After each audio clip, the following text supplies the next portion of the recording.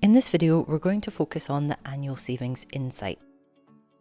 Here in this plan, we have some shortfall from age 80 onwards, and that's when there's not enough liquid assets or income in the plan in order to meet their needs. But there is, however, in their pre-retirement years, some surplus income. Now, by default, Voyant spends regular employment surplus income. It doesn't do this with all types of surplus, but for regular employment income, it assumes it's spent. In other words, it doesn't get saved anywhere when there's surplus. So let's go to Insights and look at the annual savings insight to see how much Julia would need to save every year from the start until her retirement in order to get rid of this red in the plan and run her assets to zero.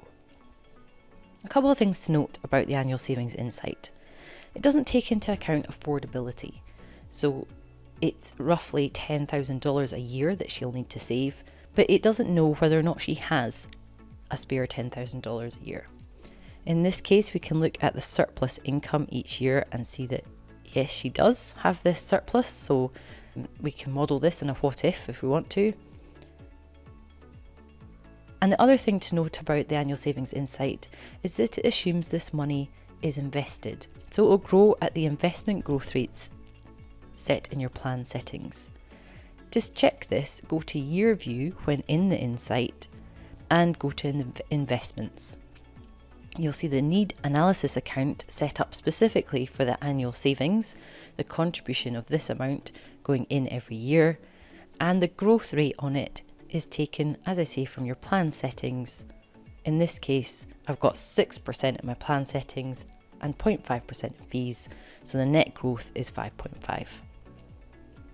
What you could do now is make a what if scenario to save money into an investment account.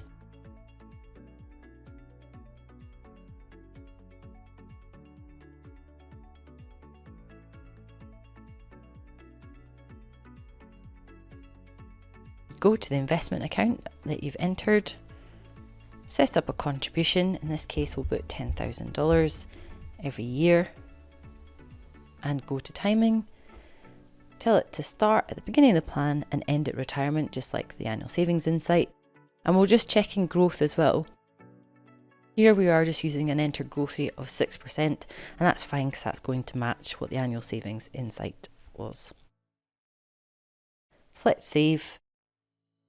And that's the red gone from the plan. If I go to assets, they should have just about run out by the final year.